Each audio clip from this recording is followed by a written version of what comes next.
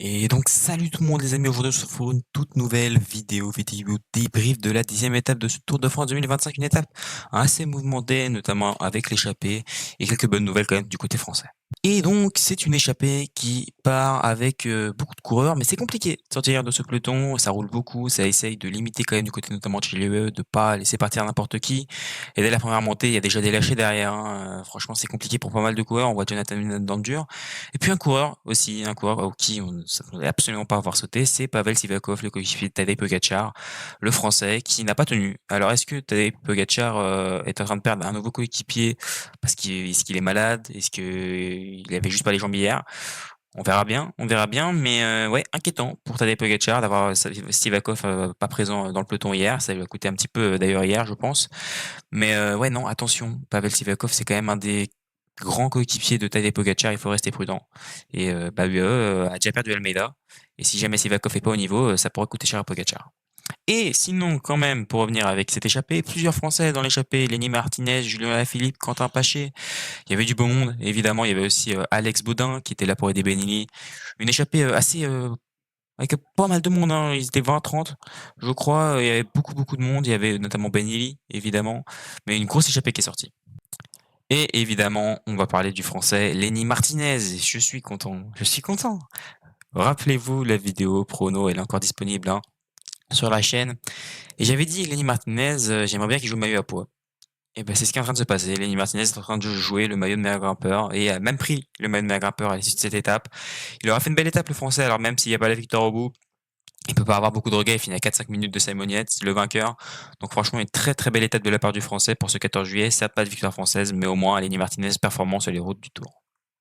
Et il y a quand même un homme impressionnant dans ce peloton, hein, c'est Ben Illy. Ben Illy qui a fait une étape sensationnelle, à un niveau hors norme, Ben Illy. Qu'est-ce que voulez-vous que je vous dise? Il a été aidé énormément par son équipe dans les premiers kilomètres, mais il n'y a pas que ça. Sur la fin de l'étape, il a fait, je crois, 30 kilomètres seul. Ou 30 kilomètres ou 30 minutes, enfin, il était tout seul, il roulait tout seul. Il demandait pas de relais, il bronchait pas, il roulait. Et quand tu vois le final de l'étape, il fait troisième de l'étape. C'est extraordinaire ce qu'il a fait, Benelli. Il a fait une étape monumentale et pour moi, je pense qu'on est sur le coureur de la première semaine quand même, hein. On est sur le meilleur coureur de cette première semaine parce que franchement, il fait un Tour de France énorme. Je pense qu'il va bien galérer dans la troisième semaine, mais un Benelli très impressionnant qui est vraiment très fort depuis le début de ce Tour. On passe maintenant à Simon Yates, et oui, Simon Yates, qui aura fait une belle étape avec une attaque dans le final, une attaque qui n'aura pas tout de suite fonctionné. Il va être rattrapé, puis il en remettra une, et il va distancer vraiment tout le monde, hein. Il va vraiment faire mal à tout le monde. Il y a un coureur qui a réussi à s'accrocher, c'est Thymen Arensman. Alors il y a eu d'abord Ben O'Connor qui a réussi à tenir, qui s'est ensuite fait distancer sur la deuxième accélération de Simon Yates. Thymen Arensman lui est monté à son rythme. Il était vraiment pas loin hein, de Simon Yates, mais ça n'a pas suffi. Et puis Simon Yates a pu s'imposer assez facilement, hein. Voilà, Simon Yates qui s'est imposé vraiment très facilement par rapport à. Bah, moi, j'ai trouvé personnellement qu'il avait pas trop souffert, hein. Je l'ai pas trop vu grimacer, pas trop. Alors c'est vrai que c'est pas un coureur qui exprime énormément quand il est pas bien ou quand il est en difficulté, mais honnêtement, j'ai l'impression qu'il était en gestion dans le final, que par rapport à Thymen Arensman, il était en gestion, qu'il dominait, qu'il se gérait. Il voulait pas en faire trop parce que c'est vrai que si Simon Yates ne doit pas en faire trop, hein, il doit, je le rappelle, mais être aux côtés de Jonas Vingegaard. Donc évidemment, on court au millimètre hein, du côté de la Visma Lease Bike. Et je pense que Simon Yates a très bien couru. Et à noter, encore une fois, hein, je le disais tout à l'heure, mais la troisième place de Benelli, hein, Benelli qui a été monstrueux. Il a roulé pendant quasiment toute la fin d'étape tout seul, sans passer, sans avoir de relais de la part des autres coureurs dans sa roue. Il a fait la montée, il s'est fait attaquer, il a pas pu suivre. Et il finit troisième de l'étape en rattrapant Ben O'Connor. Ben Illy a été monstrueux et je dois être honnête, je pense que si Illy avait eu des relais avant, il était capable de suivre Yates et de le battre, hein, je pense. Alors même si je pense que Simon Yates n'était pas à 100% sur son effort final et qu'il en gardait encore, je le dis par rapport à la suite du tour, par rapport à Jonas Vingegaard, mais un Ben Illy qui aurait été monstrueux. Mais franchement, si je dois donner un coureur vraiment au-dessus du lot, un coureur qui me donne un MVP depuis le début de ce Tour de France, je pense que c'est pour Benimi, hein, franchement. Il n'y a pas un coureur qui m'a donné autant une impression de domination. Alors, il y a peut-être Mathieu Van Der Poel s'il avait gagné l'étape d'hier ou d'avant-hier, je sais plus. Mais sinon, honnêtement, d'hier, ouais, c'est ça. Mais ouais, non, franchement, waouh! Benelli, stratosphérique. Stratosphérique Benelli qui a pris en plus, de ça, un maillot, plus qu'important. On va d'abord, avant de parler de Benelli et de son maillot important, parler de Tadej Pogacar. Oui, quand même, la bataille pour le classement général, c'est quand même ça qui nous intéresse le plus. Et donc, la Visma Leasebike qui s'est organisée derrière pour attaquer le maillot jaune. Et oui, ils ont attaqué. On a vu plusieurs accélérations, notamment de la part de Matteo Jorgensen dans les bosses avant l'arrivée. On va essayer de mettre Pogacar en difficulté. Et il y a quelque chose d'assez intéressant qu'on a vu tout de suite, c'est que, eh bien, Tadej Pogacar manque d'équipiers, hein. Adam Yates et Jonathan Narvaez n'ont pas suivi l'attaque de Matteo Jorgensen.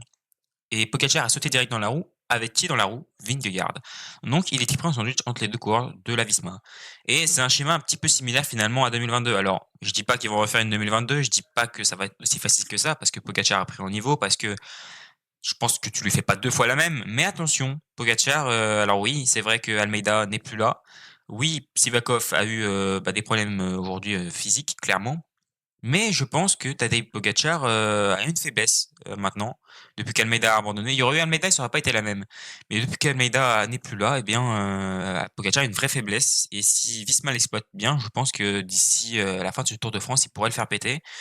Et moi, il y a une étape où je vois bien Pogacar sauter. Alors, il y a la Loze, évidemment. On sait que c'est pas un grand fan de la Loze. Là, il la monte par Courchevel, donc c'est un peu moins dur que par Méribel. Mais quand même, attention. Mais je vois bien l'étape d'Albertville-l'Albagne, où Pogacar pourrait perdre, du temps. Sur Jonas Vingegaard, peut-être même perdre le maillot jaune à ce moment-là. C'est pas impossible. Je me projette très vite dans l'avenir, etc. Hein, mais attention, parce que on sait que Pogacar est. Ça se trouve, jeudi, je dirais plus la même chose parce que Pogacar aura gagné au Takam et qu'il a mis 2 minutes tout le monde. Voilà, c'est juste des hypothèses qu'on peut se faire sur Tadej Pogacar. Mais ouais, je vois bien, sur une étape comme la Plagne, sauter parce qu'il y aura eu, de multiples attaques de la part des Visma et le fait que Pogacar soit maillot jaune aussi, c'est pas un avantage, hein, il faut le dire. C'est vraiment pas un avantage. Alors l'avantage qu'il aura sur Hautacam, c'est que ce sera pas à lui de gérer que l'étape puisque Pogacar ne sera pas en jaune à Hautacam. Avant l'arrivée à Hautacam, je tiens à le préciser, hein, parce que je pense qu'après l'arrivée, il sera en jaune. Mais ouais, attention, Pogacar, je pense que Visma a décelé une faiblesse. Et attention, il va falloir rester vigilant jusqu'au bout et pas faire d'efforts superflus et pas faire n'importe quoi. Parce que hier, on l'a vu, hein, quand il en a eu marre que Jorgensen l'attaque, etc., il a attaqué. Mais si Jorgensen et Vingegaard font ça, je sais pas moi, à 100 km de l'arrivée dans un col, qui dans le col d'avant, ils ont déjà fait péter tout le monde et qu'il reste plus qu'un ou deux coéquipiers Pogacar et qu'il reste encore 3 ou 4 Visma, notamment avec Sepp Kuss et puis qu'il y a un Visma à l'avant, style Van Aert. Moi, je vois bien Van Aert à l'avant dans les prochaines étapes, notamment au Takam. Attention, hein, Pogacar, ça pourrait lui coûter cher. Ça pourrait lui coûter cher et je sais pas comment il va gérer ça parce qu'il pourra pas attaquer tout seul à 100 km de l'arrivée avec Vingegaard dans la roue, hein, on va pas se cacher, il sera très vite embêté parce que Vingegaard évidemment ne lui passera pas de relais, hein, donc Pogacar va se trouver dans un vrai problème et il va falloir qu'il compte énormément sur son équipe parce que sinon ça va être très, très dur. Au classement du maillot jaune, il est là, le changement, c'est Ben Lee, l'Irlandais qui prend donc le maillot jaune, ça fait depuis Stephen Roche 1987. Ça remonte, hein, ça date. Qu'un Néerlandais n'avait tout simplement pas porté le maillot jaune et Ben Lee, eh bien il le prend ce maillot jaune et il peut être fier de lui, hein. C'est pour ça qu'il a autant forcé aussi dans le final, hein. Il s'est battu pour ça, pas que pour la victoire d'étape. Alors la victoire d'étape, il l'aurait sûrement eu s'il n'avait pas roulé dans le final, mais c'est vrai que bon voilà, les autres ont très bien joué le coup aussi, hein. Ils ont un petit peu forcé Ben Lee à rouler tout seul. Mais franchement, c'est le MVP des débuts de Tour de France, hein. Franchement, un Ben Illy monstrueux qui montre de très bonnes choses. Il a gagné une étape, il finit troisième hier, il remporte, il prend le maillot jaune. Enfin bref, c'est monstrueux ce que fait l'Irlandais depuis le début de ce Tour de France. Au maillot vert, Jonathan Meehan conserve sa tunique sans aucun problème. Au maillot vert grimpeur, c'est la bonne nouvelle de la journée côté français. C'est Lenny Martinez qui prend donc ce maillot de meilleur grimpeur, maillot à poids, sur les épaules pour Lenny Martinez comme son grand-père. Et oui, hein, évidemment, ça fait des petits souvenirs, des petits moments un petit peu rigolos, drôles, un petit peu référence finalement. C'est sympa à voir comme image, évidemment. On est vraiment très content pour Lenny Martinez. Et j'espère qu'il va garder ce maillot jusqu'à Paris. Et, on verra bien d'ici là. Mais j'ai bon espoir pour lui, franchement, depuis ce qu'il monte depuis le début de ce Tour de France. Alors oui, il y a eu des premières étapes où c'était compliqué. Mais vu ce qu'il monte en ce moment, je pense qu'on peut avoir confiance en Lenny Martinez. Au maillot blanc, pas de changement hein, du côté de Remco Evenepoel. Remco Evenepoel qui a essayé hier, qui a attaqué, je crois, dans une petite montée, mais bon, ça n'a pas suffi pour Remco Evenepoel. Incapable d'ailleurs de suivre l'accélération de Pogacar. Et c'est là aussi, je trouve ça intéressant, c'est que Vingegaard, lui, n'a eu aucun problème à suivre l'accélération de Pogacar, une accélération que j'ai pas trouvée non plus monstrueuse. Hein. Et alors, ils ont creusé derrière, mais j'ai pas trouvé Pogacar si fort que ça par rapport à Vingegaard. Hein. Sur le punch, il a mis un petit peu en difficulté Vingegaard, mais derrière, Ils ont rattrapé Lenny Martinez, d'ailleurs une petite image sympa, hein, Lenny Martinez qui emmène Pogacar et Vingegaard jusqu'à la ligne. C'est vrai que c'était sympa, ça m'a rappelé un petit peu, Paris le Dauphiné pardon. Mais ouais, non, c'était assez sympa à voir comme image aussi. Mais ouais, Pogacar n'a pas réussi à décrocher Vingegaard de la roue, donc attention, attention, Pogacar essaye. Si Pogacar n'y parvient pas, ça fait aussi prendre de la confiance à Jonas Vingegaard, qui certainement a perdu sûrement à cause du chrono. Mais attention, je le dis, le Tour de France n'est pas terminé. Au classement général, il y a quand même pas mal de changements évidemment avec Benelli qui prend le maillot jaune, Tadej Pogacar à 29 secondes, Remco Evenepoel à 1 minute 29, toujours un écart d'une minute, enfin un écart maintenant d'une minute entre Remco Evenepoel et Tadej Pogacar. Il y a toujours le même écart entre Jonas Vingegaard et Tadej Pogacar. Jorgensen, 5e à 2,06, hein, pas très loin finalement de Jonas Vingegaard, hein, à 20 secondes à peine, et pas si loin que ça finalement Tadej Pogacar non plus, hein, si on compare par rapport à Vingegaard. Bon, Vingegaard est assez loin, à plus d'une minute 10. Mais Jorgensen, c'est pareil, donc le match peut être lancé, hein, encore. Jorgensen a encore sa carte à jouer et c'est là-dessus que Visma va tout simplement devoir mettre la pression sur Tadej Pogacar. Kevin Vauquelin, malheureusement, reculé à la 6e place, hein, pas étonnant, hein, le Français, on savait que ce serait compliqué de tenir. Je pense que dans les étapes de montagne, il va clairement perdre son top 10. C'est dommage pour Kevin, hein, mais bon, il se sera bien battu. Je pense pas qu'il y aura de victoire d'étape pour lui, à moins qu'il parte en échappée. Et pour ça, il va falloir perdre du temps parce qu'ils ne sont pas partir non plus avec 2 minutes de retard. Donc bon, voilà, un Kevin Vauquelin qui a montré de belles choses, mais qui n'a pas gagné d'étape, et qui est 6e du général et qui va sûrement perdre sa 6e place au général dans les jours à venir. Du côté d'Oscar Only, c'est quand même intéressant, hein. Oscar Only, très très impressionnant. 7e du classement général à l'heure actuelle, alors qu'il n'a pas une grosse équipe autour de lui. Franchement, il a de l'avenir, ce coureur. Il a de l'avenir, il est jeune, il a de l'avenir, il est fort. Et attention à ce que ça va donner dans le futur, parce que je pense que Oscar Only, il y a de quoi faire avec lui. Lipovic 8e et Roglic 9e. Lipovic, pareil, un très jeune coureur, mais qui performe aussi très très bien, qui est devant Roglic. Alors je sais pas si Lipovic va être préféré à Roglic du côté de la Red Bull Bora. Ils sont loin, hein, au classement général pour espérer une victoire finale. Même un podium, ça me paraît compliqué.